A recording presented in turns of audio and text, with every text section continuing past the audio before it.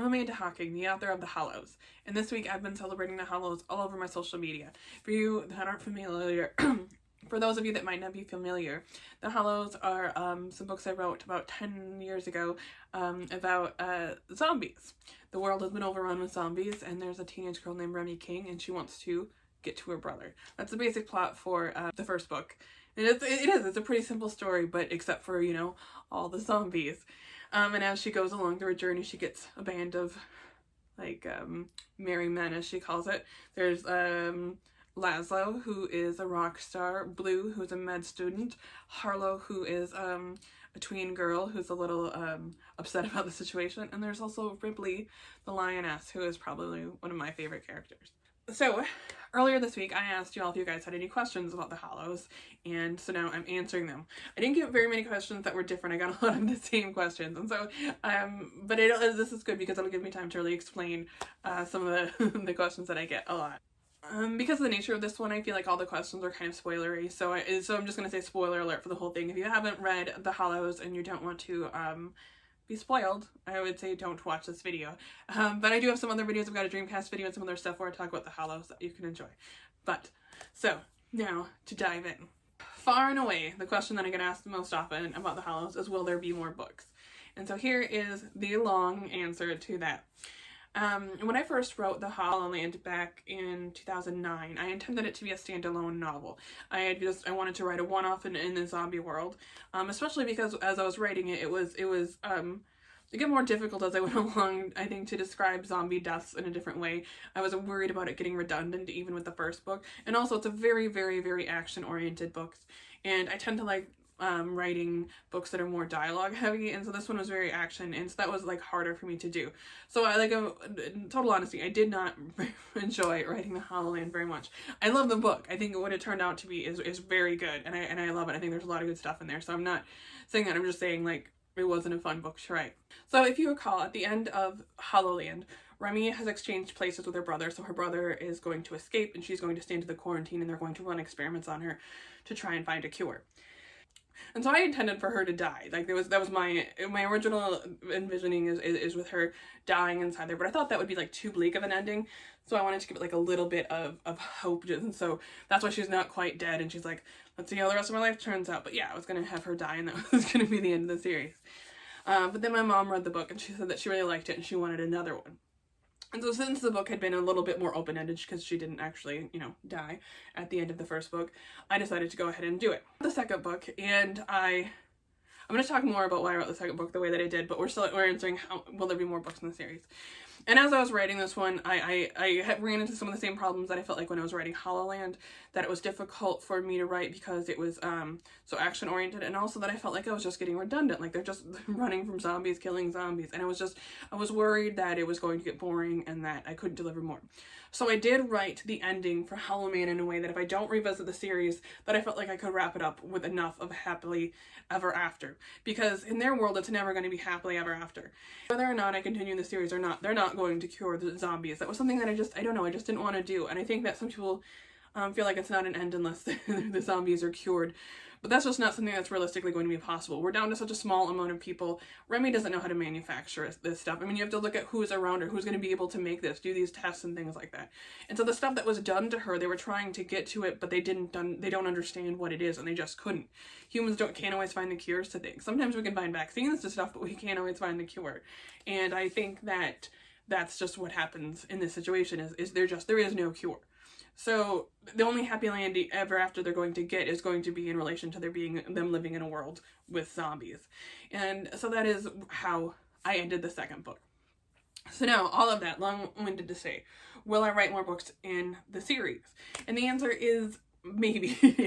Because the bottom line is that I left it open-ended, so I left it open-ended enough where I can return, but I felt like I closed it enough where readers could kind of live with it if I didn't go, they could be satisfied enough if I didn't return to it. I want to be, especially because it's just, the first two books are so beloved, that if I return to it and I do a third book, I want to make sure that I'm doing right. I don't want to just do something terrible. You know, I would want to do, you know, Mad Max Fury Road compared to the Mad Max franchise, as opposed to, like, I don't know, Space Jam or something. no, I shouldn't knock. Anyway, no, anyway. But so I want it I want it to be that good. And yeah, if I can deliver Fury Road, I'm going to do it. But if I feel like it's going to be anything less than Fury Road, I'm not going to. Does that make sense? I want to make sure the book is very good. That's my priority. And right now I'm not there. I mean, I have some ideas about what I would do in the third book, but I'm still trying to keep it fresh and exciting for readers when it's just a lot of, zombie death. I don't know, but so I would say, maybe I would not hold your breath on it, but I'm not going to say no. It is a possibility in the future, but we'll just have to wait. I mean, because I know it's something that you guys would really enjoy. It's something that I would enjoy you guys to enjoy, but I really don't want to, lay a dud on you. So another question that I got a lot, and I got kind of like variations of a similar questions, which was, why did you decide to change up the love interest in the second book? Why did you kind of kill everyone in the second book? Because with a lot of books, and most of my other books, you end the book with a group of characters and you start the book with a group of characters and kind of go on that way. But this one, it was basically, I basically reset the cast at the beginning of Halloween. Remy is one of Remy. There's a couple characters that made it over from Halloween to Halloween as main characters, but very few considering there was a core cast. So why did I do that? I think because like I said, I originally wrote it as like a standalone, so I didn't have plans for like what I thought any of the characters would necessarily be doing after this. But I really loved slasher films in the 80s. I was super into like the Friday the 13th. There was a lot of them. And so at the end of every Friday the 13th movie, you get the final girl who survives, and then at the very beginning of the next one, she dies, and you get a whole new cast of characters. And so I was kind of thinking along that I wanted to do like this horror reset. And then I also really like the movie Alien 3. This is not a popular opinion, which I didn't realize because I don't know. I just didn't know. I really like Alien 3. I do. I like that. I know that there's like, if you know anything about the Aliens franchise, just because this actually is relevant a little bit. There was a lot of studio issues between David Fincher. It was one of his first movies that he's directed, and David Fincher's a really good director. And it was one of his first movies going back into Alien 3, and Sigourney Weaver had really become like a big thing, and I don't know. It was Sigourney Weaver is perfect. I'm not talking anything about her. I'm just saying like the studio interfered in weird ways, and the movie did not come out the way that most people who worked on it wanted it to come out. And there's like a bunch of different editions, and I don't even know which edition is the best one. I just know that I have seen it multiple times and I enjoyed it. But so here's the thing. So the second movie, and I'm going to be spoiling Aliens for you. But it's irrelevant to what I'm saying. So if you don't want to have Aliens spoiled to skip now, and I'll tell you the Alien spoilers over. But it is relevant to what I'm talking about now. So at the end of the second film, you've got Sigourney Weaver, and she's rescued, that's Ripley, and she's rescued this little girl, Newt, and she's also got, and I'm totally blanking on his name. I can't believe I'm blanking, but she's got like her other buddy. So it's her and this other guy. So these three people have survived the alien attack again. And like, yay, it's happy. So the start of the third movie, it starts with, where the spaceship would crash and Newt and the other guy are dead, and Ripley is again the only survivor, and so she's got to go on. And I was like, man, that's cool. They just like every movie with Alien, they just keep resetting it. And I really did draw a lot of inspiration. I love Ridley Scott. I talk about like all the time. And the Alien movies are just amazing. Sigourney Weaver was a huge inspiration for how I did Ripley. I mean, there's so much of the stuff that behind it is just like, I mean, it's how I approached Halloween. And so I saw Alien 3 and I was like, I'm gonna do this because that's cool and I like it. And so then I did it, and then it turned out that everyone hated Aliens 3 because they did that, and a lot of people were upset with my book that I did that too, that I reset the cast. And I totally get it. I do. And I understand like why as a reader or as a viewer, like I would be frustrated. I was really just looking at it through a horror movie lens though, where I was thinking like, you just have like body counts and you get rid of the bodies and then you set them playing and she's the final girl who keeps going. So that's why I did that. I thought it would be good. I thought it would keep stuff fresher, because especially like I had said that it was also true that I had afraid of getting the action would be redundant. And so I thought that this would keep it fresher too by, having a whole new cast, and we wouldn't just be doing like the same. And I don't want to just do the exact same thing, the exact same people walking the exact same train. I wanted to make it a little different. So they needed different internal conflicts and different dynamics. And this also kind of rolls into the next question, which is, you know, why did you decide to change up the love interest? And Lazlo was very much the softer one. I view, okay, so we're gonna go back one step again. One thing that because I really do love the movie Aliens and stuff. Again, I told you I was going to talk about it more. But when they were making it, all the characters were just last names, and there was no gender or race assigned to them. It was very much like anyone could be anyone. And so Sigourney Weaver's character of Ripley wasn't originally written to be a woman. And I feel like that's actually why her character was so good, especially because people like get in their heads about what a woman can do and can't do. And she was very much just a person. She was a human trying to survive an alien on her ship. That's, you know, who she is. And it wasn't, she didn't have to do anything sexy or weird. She was just a smart person handling like an insane situation. And so that's very much how I wanted Remy to be. This was also after I had, I don't think I had started publishing yet. No, when I wrote Hololand. I'm honestly, it's kind of the years are blurred, but I know that at the time I had seen pushback against, you know, female characters being too passive and stuff like that, and I was worried that I had been writing my female characters passive, and I had to varying degrees, but that's a separate argument that I'm not going to go into. I'm just going to talk specifically about the Hollows. And I wrote Hollows, I gender swapped them. I typically wrote Remy as if she were a man, and I wrote Lazlo as if he were a woman. That was how I wrote the books. And because it was basically like, I mean, I wrote them like as gender, but it was for me trying to look at my own biases and what I wanted from an action hero and things like that. I mean, I also did obviously look to, you know, like I've said a bunch of times, yeah, Ellen Ripley for inspiration and how she would react to situations. I also thought of other people that I took inspiration from is you know, Bruce Willis and Die Hard. A lot of action kind of movie stars was what I was thinking of, and who I wanted her to be, because I just want her to be like this tough. Oh, and obviously Sarah Connor, it was a huge inspiration too. You can't not talk about Sarah Connor and how amazing she was. So those were it was more Sarah Connor T2 was my idea for Remy, because I drop into it and the first book starts and you're already like in the middle of the apocalypse. I didn't want to see it all unfold and her become an average teenager, go from average teenager to badass. I kind of want, she's already done some training, she's already seen some shit, she's already kind of a badass when it starts, and that's just how I wanted to do. I didn't want to go. Just want her badass in the middle of it, and then it just keeps moving the whole time.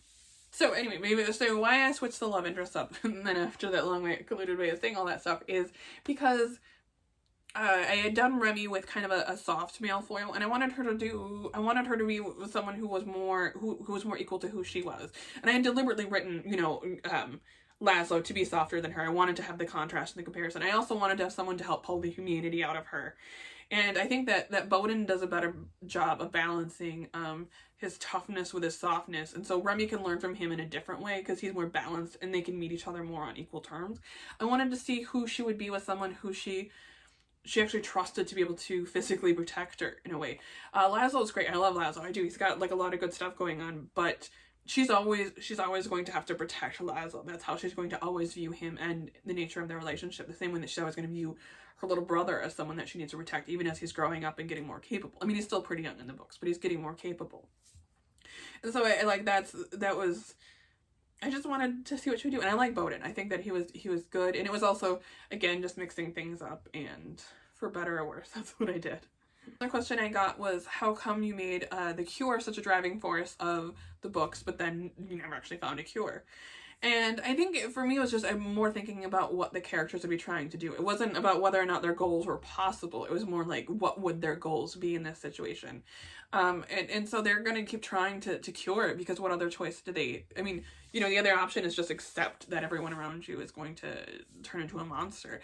And they didn't want to do that. I mean, so that's really, searching for a cure is hanging on to hope, even if there isn't necessarily any. It's still, I mean, it was a bit of a futile pursuit, but it's the pursuit that they had to do, because, yeah. So that's, I mean, and also, I mean, originally, you know, originally Remy and Max weren't going to be immune to the cure. That was something that I was thinking about, because I wanted her I knew that her brother had to be treated differently. Why was he being hauled away and carried away special? Because I wanted her to have this one this one thing. All she has is one thing, and it's her brother. He's her only attachment to humanity, to herself, to her old life. The only thing that she allows herself to care about is her brother. And so then to have him taken away, you know, I mean, he's a little bit, he's definitely a little bit fridged, or, you know, so fridged. I don't know, I'm putting it on the screen. How long do you need? That's good, we'll say. Yeah. So that's what fridged is. He's a MacGuffin. I mean, he's something that for her to pursue in the nature of the story, and the fact that they're the familial relationships, that he's younger than her, that he's innocent, and now that he's also like special. So that also makes that the army, who, I mean, because she's got basically everyone in the world is a possible antagonist for Remy at this point. Like literally everyone except her brother, and even sometimes her brother, because she's just, it's all, the only thing that matters to her is surviving and keeping her brother alive. That's the only thing she'll allow herself to care about, because everything else will just be heartbreak, because everything is just so freaking devastating. You know, I mean, everyone is dead. She's lost her parents, she's lost her friends, she's lost the whole world. I mean, you know, it's a devastating situation. That's it. Is her brother, and so she'll do anything to get to him, she'll do anything to protect him, but everyone around her then is an antagonist, essentially. It can be the people in the military, it can be other civilians, it can be obviously zombies, and then it's obviously some of the doctors and her experiences with that. I know nobody asked this question, because why would you ask this question, but like, nobody said, like, but I'm just going to talk about it because this is my Ask Me Anything, and that's what I want to talk about the surgeries and stuff that she performs and she goes through. I actually based those on what Joseph Mengele did. I read a number of books. I don't know why, just because it's uncomfortable, I guess. I don't know. I actually read a number of books about him and what he did and why he did it. So the experiments that were done to her are based on, I guess, Nazi experiments. And so, because the things that I wanted to look at when I did it, I wanted to see what people were actually doing, like how graphic and gruesome it would be, because I know, I mean, some people are like serial killers and do weird things, but I was like, what will people actually do in the name of medicine? And I mean, it's where medicine and serial killers meet is where Mengele is at, you know what I mean? He's not like a doctor, but anyway, I mean, he had a medical degree, but just he's terrible at it. But it was also being able to see what people could survive, like how much could people endure, and like when you look at what happens in various genocides and Holocausts, and people can survive like an insane amount of stuff. And I know that there's people like think that what Remy survives is unrealistic, and it is too. I mean, yeah, I mean, it's a zombie apocalypse. It is a little unrealistic, but it actually, what humans can endure is incredibly impressive and upsetting that they have to endure, you know what I mean? It's just ridiculous. And so that was where a lot of the inspiration came from. The questions that I really get a lot, you know, about where the characters are now, you know, what's Lazlo up to? I get a lot of questions about Lazlo. So I will tell you what I have, because I have got like notes about where I think where it would go. I've got just like very few notes, and don't get too excited, but I can tell you right now where Lazlo is. So the second book ends with Remy, you know, hanging out with her found family in their little house. They're setting up a little kind of paradise in Canada, a safe zone.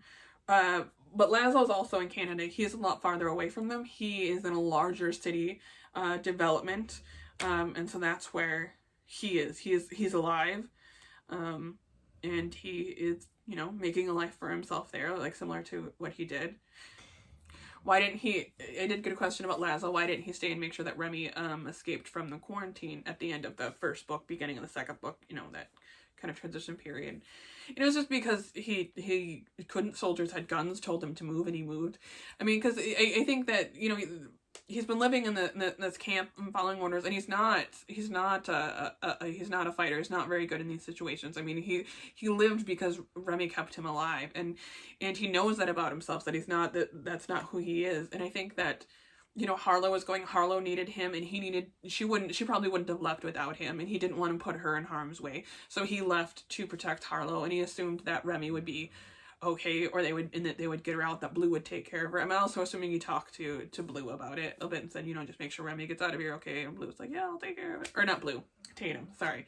Tatum. He talked to Tatum about it and said, you know, I'll make sure she gets out. So it wasn't like he just like abandoned her, but the situation's also like chaos and beyond control. You know, zombies are breaking down doors and they're deciding how to evacuate, and it's a choice between life and death. It's not a choice between you know, doing the right thing or helping out someone you care about. It's I live or I die. And so that was really kind of where some of it came from, that you have to make decisions that are selfish. I mean, you see Remy make selfish decisions a lot. She tries very much to protect as many people as she can, but she also can, because she's very single-minded and focused.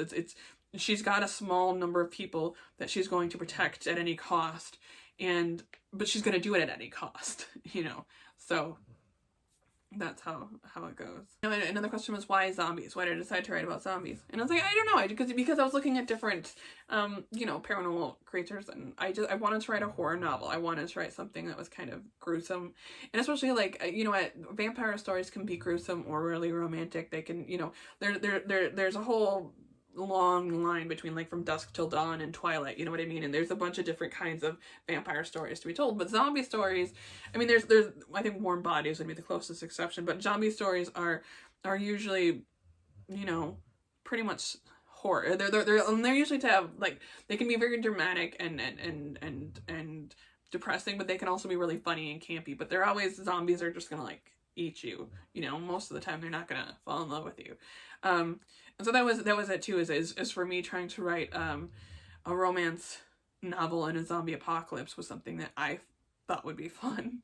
And it was, and I mean, I think they're both kind of romance novels in a weird, I mean, they're not like traditional romance. If you're going in thinking, they're very heavy on the action and the violence and the gore, but there is romance in both of the novels, because I wanted it. I mean, I don't know, that was just what I wanted to write. I think I do love the combination of really visceral horror and really, like, intense romance. I think there's something just like the right combo of that is really what I think draws me to a lot of different stories and a lot of the stuff that I write. I love that. I don't know what that is. It's just these primal things that we pretend like we're more than and above, but humans are just like gross bags of blood, and it's fun to be reminded of that, I guess. I don't know. So I think that about covers the questions for the Ask Me Anything. It was a lot of fun. I did have good questions. You guys, I can tell, are really passionate about these books, and really love them, and really wish there were more. And trust me, I've heard you, and I do. It's just that I want to deliver something really good. I'm not going to put something out until I'm sure it can be really good, honestly. So that's where I'm at with that. But I do love the books.